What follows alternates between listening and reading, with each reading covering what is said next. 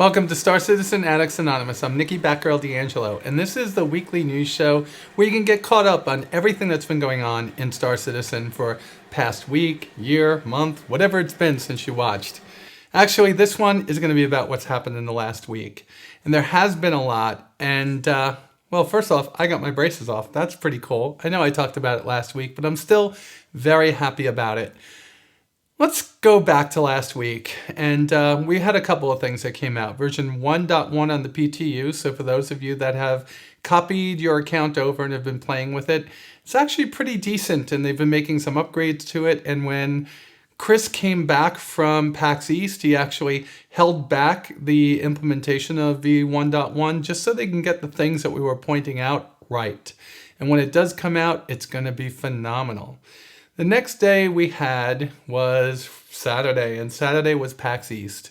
And so much was talked about there, including a few little punches at big giant game companies with the, well, initials EA.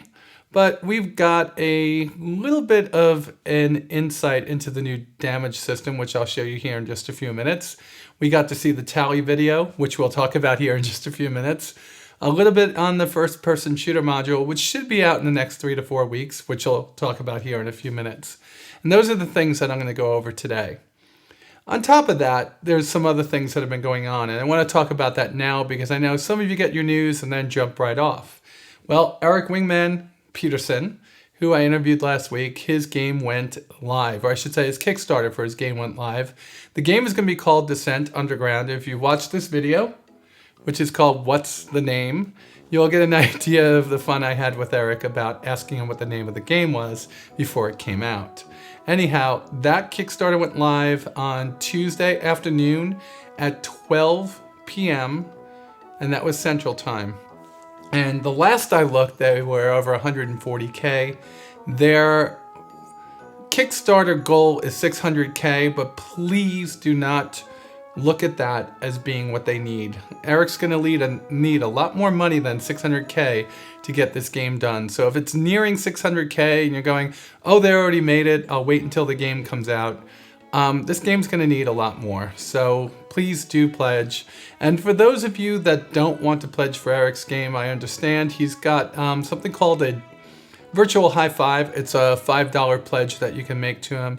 So if you're not going to play the game and you miss Wingman's Hangar, just go out there and make sure that you pledge at least that $5 if you're able.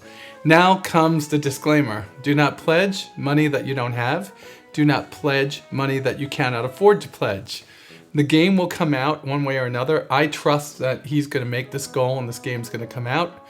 But it's something that you can do to help somebody that used to be in our community and still does support our community, as does Chris support his with his note that came out yesterday over here.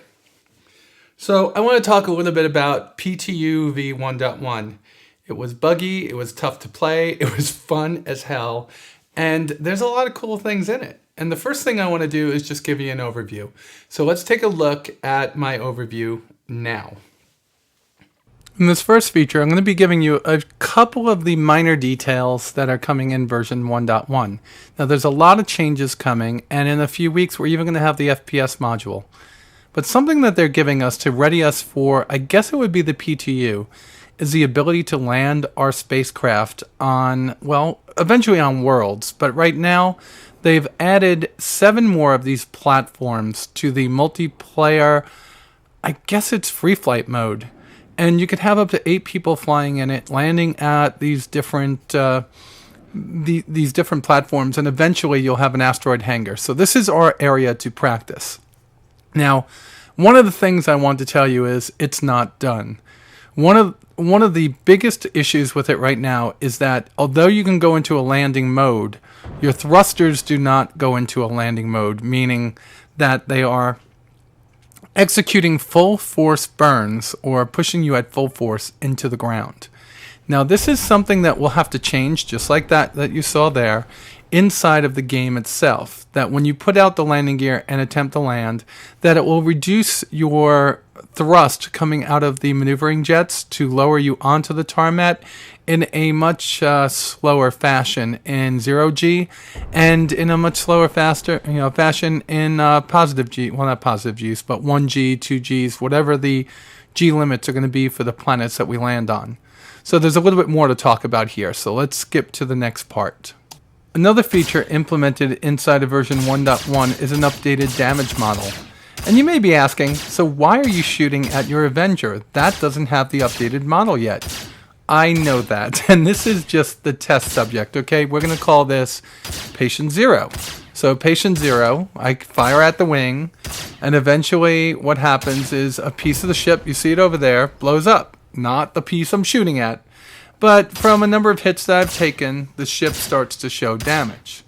Alright, let's go and see if we can get in the ship to see what kind of damage I caused. So here I am boarding my ship, and you can see that I did cause damage to the right wing, but also to the left wing, tail, engine, and front left thruster, and also the weapons system in the nose. And I was firing at the back right wing. Well, that's been upgraded, and let's take a look at what exactly is going on with the damage system being modeled by the folks at CIG in version 1.1 of Arena Commander.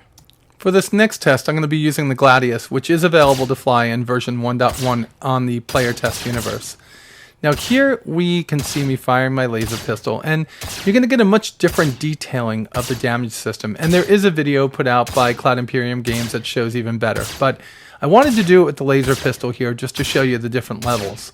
Now I'm never able to actually go beyond this because the laser pistol isn't strong enough to punch through the armor of the Gladius. But you start to see the discoloration, almost like it's starting to wear the paint. And that's one of the things that we're going to be seeing in this next version of Arena Commander. And it's actually going so far into the realistic system of modeling these things that it's actually going to be able to show you exactly where you're getting hit, when you're getting hit. So it's going to be procedurally generated. And you can see that here. There are some little graphical glitches that will be worked out over time, like here. You can see me shooting right through certain areas of it, but other areas I could shoot right on top of it. Now, the difference here is that I gotta say it this way. The damage in the Avenger when I shot it was not localized to where I was firing. It was damage all over the spaceship. In this one, it's localized directly to the maneuvering jet that was right inside that piece of the spacecraft I was firing at. And that's something I don't see until I actually start using the spacecraft. And I think that's wonderful, and it's modeled incredibly well. So this is just an overview, and I will try to touch on the design document of the procedural generation of the damage system later on in this episode. The last one of the three things I'm going to talk about today that has been added to version 1.1 is the Gladius. And the Gladius is one of those ships I jumped on immediately. The lore behind the ship, the design of the ship, and just knowing the people over at Foundry 42 would deliver an amazing looking ship is what made me buy this. And I can tell you this, I am not looking back now. And the initial flight test of this is incredible.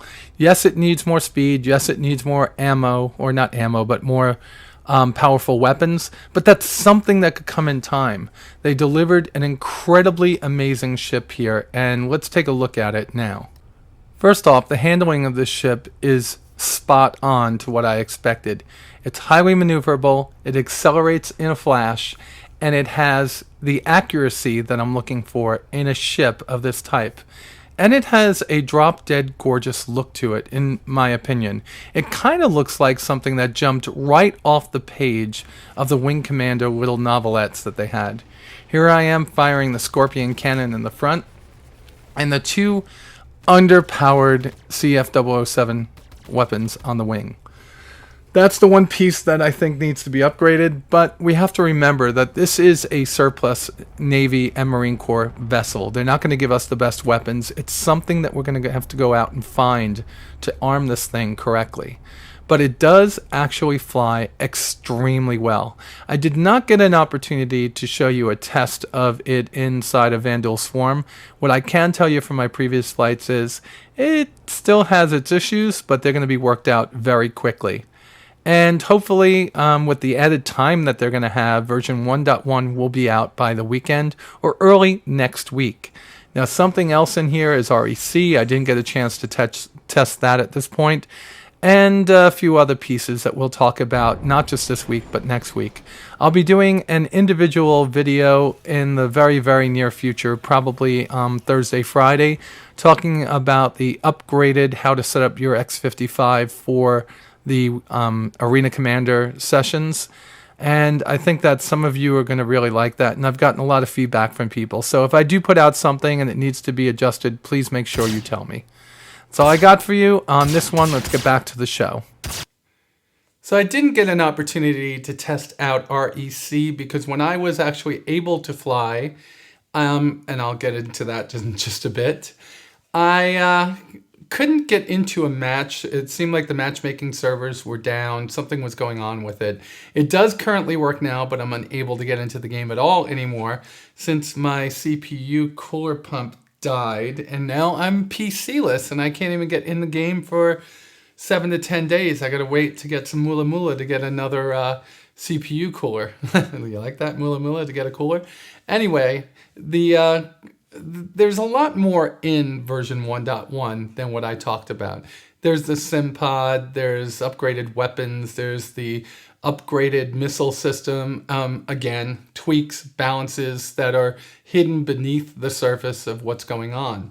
And this is going to be what's going on for the time being, because we're going to be playing this game as a single-person game sometime in December in the guise of Squadron 42, the first 10 missions that are coming for that part of the game. And then sometime next year we'll get into the player universe. But this is starting to pick up steam and go places where we didn't expect it to. Now, Chris really does crave for this to be as realistic as it possibly can. It's a big deal for him because his vision, his dream as a child, was being able to get up, walk around, and see his ship and feel it and be immersed in it. And that means that not just the ships themselves have to be realistic, but the systems around them have to be realistic too. And that's what I'm going to talk about in this short little video here. Now, they did an amazing job on it. I'm doing voiceover over it, but this is the new damage system. Now, I gave you a little brief look at it in my last video, but take a look at this. I talked about this earlier in this video, and it's the new damage system. And here we see them using much more powerful weapons to actually show how the damage model works. These weapons are more easily punching through the armor of the Gladius and show all the detail that goes into making the new damage model. Now, the new damage system is procedurally generated, and like almost everything else in this game, needed to be created. Like the technology for this had to be created by the folks at the Cloud Imperium Games offices.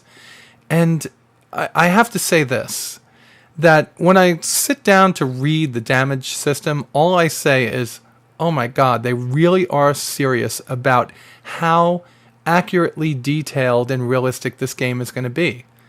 In some very, very minute ways, that scares me, because realistic tends to bring an audience that's very small, while widely available to everyone tends to bring a very big audience. But when I see what they're doing with this, I'm proud, I'm happy, I should say, to be part of the few and the proud that have decided to back this game early and have passionately shown their interest in the game from the start. Look at how this repeater just tears off pieces of the ship. And if you watched before, you actually saw them etch RSI into the ship, and that's a pretty cool thing to do, right? I think Chris said that he would love to see who the first person is to be able to write their name in somebody else's ship after this system goes live. Well, I haven't been able to do it yet inside of the PTU. Hopefully you can. And with that, back to the show. So that's amazing, right? That is amazing. So if you can, whether it goes live or do it now, etch into somebody else's ship, SCAA, I'll give you a Mustang Beta, okay? So that is the contest that I'm holding right now. If you are able to get somebody to stand there as you etch in SCAA, I'll hand you over a Mustang Beta. It's a $45 to $60 ship, so it's the most I can do right now. All right, let's go into the next piece. And the next piece is going to be about my favorite ship in the game. Now, I think I say this in the video, so please don't hold me to being redundant. But there are so many debates in the technology field, whether it be what's your favorite camera, what's your favorite TV, what's your favorite processor, your favorite computer system, operating system, phone, you can go deep into it. And that is definitely apparent here in our community. Hornet or Cutlass, freelancer or whatever. I don't know what goes against a freelancer. That's my favorite hauler of all. But Connie, oh God, you can hear my drink coming back on me. I'm sorry. Connie versus Retaliator is one that strikes up the most passion, right? Constellation was the first ship that was done, and we're about ready to see the unveiling of the brand new Aegis Dynamics Retaliator, which had all of the lessons learned by the Constellation to go off of to be created. And it is a dream. I mean, you cannot help but ruin your keyboard by drooling on it after you see this. So let's go into it right now. There are many debates taken up inside the tech community. There's AMD versus NVIDIA, or AMD versus Intel, Apple versus PC, Android versus iOS, but in our community, there's Constellation versus Retaliator. And it's no doubt that neither side is going to win this battle. However, with the release of this video, it seems like the ball has been turned over to the Retaliator crowd. This is by far the most highly detailed, the most beautiful ship released to date. Now, we don't see it in our hangar in the PTU at this point, but within the next 7 days, those people that were fortunate enough to buy this early will begin to see their Retaliators enter their hangars, and the love that they've had for so long will be realized. This is one of the most beautiful ships, and it did benefit from coming out after the Constellation, which is why the Constellation is undergoing a total rework over at the CIG Santa Monica offices at this point. And hopefully, when it's done, we'll see something as highly detailed and beautiful as this. Inside of this ship is compartment after compartment of beautifully rendered, detailed. I don't know what to say anymore. Every time I see this, I have to go out and buy a new keyboard because I'm drooling on it so much. This is a beautiful ship that makes me go, why the blank can't I get inside of one of these things in real life? And this is the realization of the dream that Chris Roberts had so long ago. He wanted to be able to look at these spacecraft and imagine stepping into them and flying them. And the detail levels that they're putting into these are unparalleled and never before seen, which I guess is redundant. So what I'm telling you right now is expect the detail level of this ship to permeate through every ship that we see coming out of Foundry 42 and the Santa Monica office of Cloud Imperium Games at this point. This is just so well done. I am longing to have mine inside my hangar as soon as possible. And if any of you want to be my co-pilot, bombardier, missile operator, turret operator, put in your applications now because I'll be scanning through them readily. Alright, that's all I have to say about this. Congratulations, Retaliator owners. You're only a few short days away from being able to sit in, but not fly, this beautiful ship. Alright, now tell me that's not an awesome looking ship. Now I have a Phoenix, and if I didn't have a Retaliator already, I'd be dumping it for that thing. That thing is amazing. But hold on to your Constellations, okay? It is being redone in Santa Monica, and expect it to be brought up to that standard because the Constellation is Chris's baby. And he's not going to let that Retaliator beat it, believe me. It'll be on par, all right? So just give it some time. Plus, they both have their purposes, right? Oh, God, that thing is just so gorgeous, though. All right, there's a lot of you out there that like first-person shooters, okay? I know it, and I know a lot of you are waiting for this game because of the ultra-high realism that's going to be involved with this. Certain things scare me about FPS in the player universe, though. Not in Arena Commander or whatever they're going to call the FPS shooter module for it. I get scared because there's permadeath in this game. And what I mean by that is your character dies, but your character slot doesn't. So it's kind of a legacy. You'll just start another character with the same experience and the same name, or different name, but a new generation. And you'll have this legacy going back. But think about it this way. When a ship blows out from underneath you, you feel like, oh my God, I spent so much time in that thing. Now I got to get a new one. And people are going to feel that way. But when you get into first-person shooter combat, FPS combat in the game, and your avatar dies, oh my God, that's gotta be bad. Think about somebody boarding your constellation, coming in and just popping you two right in the head, and you're done. And that's something that's gonna go on in this game. But they need to get us ready for that. And this video is gonna show you how they're doing it at this point. And within 4 weeks, we'll be able to actually start engaging in FPS combat inside of the Star Citizen Arena Commander module. So let's take a look at this. To talk about the first-person shooter module, you first have to go and see how far they've come since the last demo. Now, they've upgraded the way that the gun has been, well, the weapons are held, they've upgraded the sights, and they've upgraded what happens from your perspective, what's going on and how you fire the gun. It sounds like I said a lot, but in actuality, there's a lot of things going on here. They employed a lot of people in both military and the, I guess, police and security officers to be able to help them to better create the animations and the ways that these guns are going to be both held and fired. But when it comes down to it, combat is what we're going to want to see. And this battle arena gives you the opportunity to take part in first-person combat where you aren't going to be able to lose your life forever. Because remember, this is permadeath in this game. It doesn't mean you lose your character. It just means that the avatar dies and you have to create a new one. Kind of like creating a legacy. So in order for you to get up to speed at first-person combat in the FPS module, they're giving you this battle arena, which is like Thunderdome in space. That way you can get used to moving around the 3D environment in 0G. Now there's also going to be 1G, 2G, 3G, whatever the system has that you're on, combat. And that's going to be inside of space stations, on planets, on ships that have gravity. That is going to happen. But the hardest combat is definitely 100% going to be in 0G. And believe me, I can tell you it is. Only, not because I'm a space marine, but I did play one of the games which had this in it before. This is incredible. It's going to be fun, and I look forward to this being inside of Arena Commander in the coming weeks.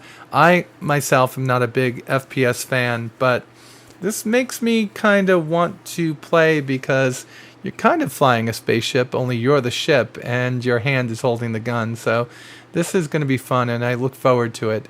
It's all I got on the first-person shooter module because I'm not really that great with these things. I will get better, and hopefully one of you all will be able to train me when this module does go live. Like I said, it's a few weeks out.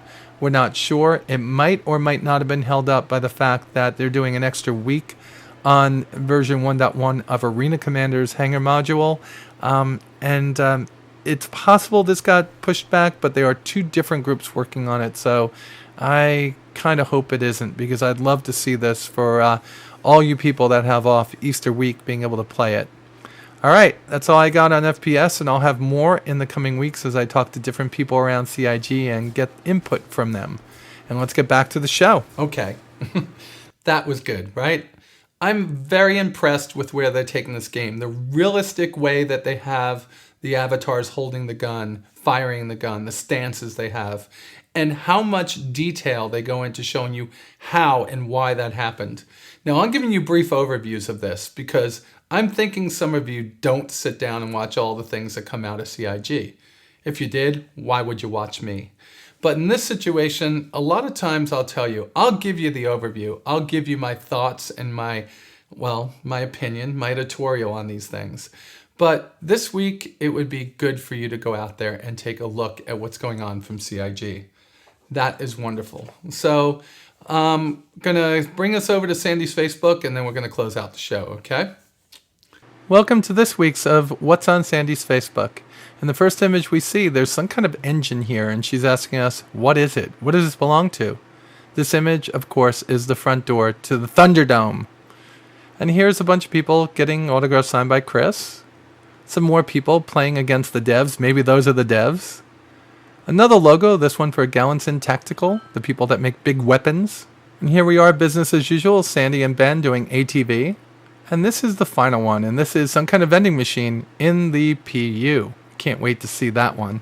Thanks for joining me this week for the new, quicker What's on Sandy's Facebook. And now back to the show.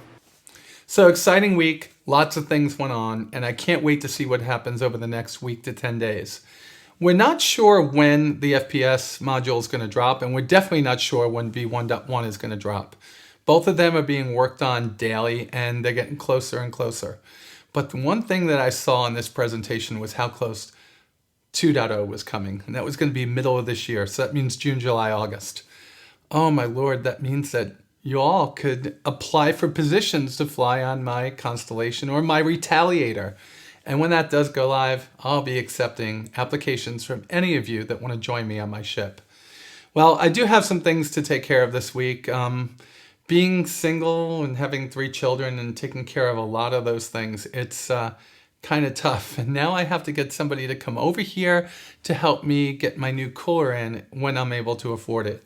So that's gonna it's gonna hold me up on delivering content to you all over the next couple of weeks. I'll probably be borrowing some video from some of you. CPU coolers as they go. I got to put a H80i or an H80i GT in mine, and they go for about $109. So that means me waiting until just before my birthday on April 1st. So it might be a little bit. I've jerry-rigged things to let me actually use the computer for everyday stuff. The minute I turn on Star Citizen, though, that thing starts screaming at me that it's running at 80 degrees Celsius. So it's going to be a little bit, okay? Outside of that, I definitely am not going to give up on my content. And I want to thank you all for 2 things. For all the wonderful comments you give here, but for starting to spread the word about my show that I do with Ben Lesnick, which is 5 for Ben Lesnick. And definitely for all the great comments you gave me about 5 for the Lore Master last week. David Haddock joined me. I gave you a little bit of a taste of that here, and you guys really liked that. So what I'd like you to do is to make sure that you comment in that video, because Ben's checking it out and David is really busy, and for them to take the time out, they need to know how much that you like what I'm doing with you. So make sure every time I put up a 5 for Ben Lesnick or a 5 for the Lore Master, because those will come a little bit less frequently. Ben has no problem meeting with me every week. But David, he's writing all the scripts for everything. He and Will, that is. So if they're going to take the time out of their day to spend it with me, please make sure that they know how much you enjoy the video that we do with them. All right, guys. That is it. And there have been some wonderful videos sent in to me about your organizations. Well, I want to put them up here. And in the advent of turning people away from a 40-minute video, I'm going to hold off on them and start putting them in a future video. I hope you understand. And for those of you that didn't get videos into me, like the videos that you could put up on your organization website, please do, because I will start using them, I promise you. There's going to be a lot longer periods coming between announcements starting right around the release of the FPS module, because it's going to be big drops. They're going to take longer to hit. So we're going to start getting a lot more player content, organization content in here. Okay. I'm probably going to make a post over the next couple of weeks somewhere. I think I'm going to use the addictedgamer.com, which is my blog, to do it. I've written up kind of a document that I want Ben to look at about how organizations can own assets, and I want y'all to look at it and tell me if you like it. Actually, you know what? I'll just post it in the forums and see what y'all think. That's it. I had a lot to talk about, and we're not done yet. We're going to still hit what happened at the PAX East last week in my next episode. And I also have a follow-up to my How to Fly with the X55 joystick coming out very soon. I'm going to start shooting that tomorrow. I'm going to show you all the bells and whistles and how you can get that set up. I've had some help from some people talking to me about curves, and well, you'll get it when you see it. And with that said, you all be safe out there, and I'll talk to you soon.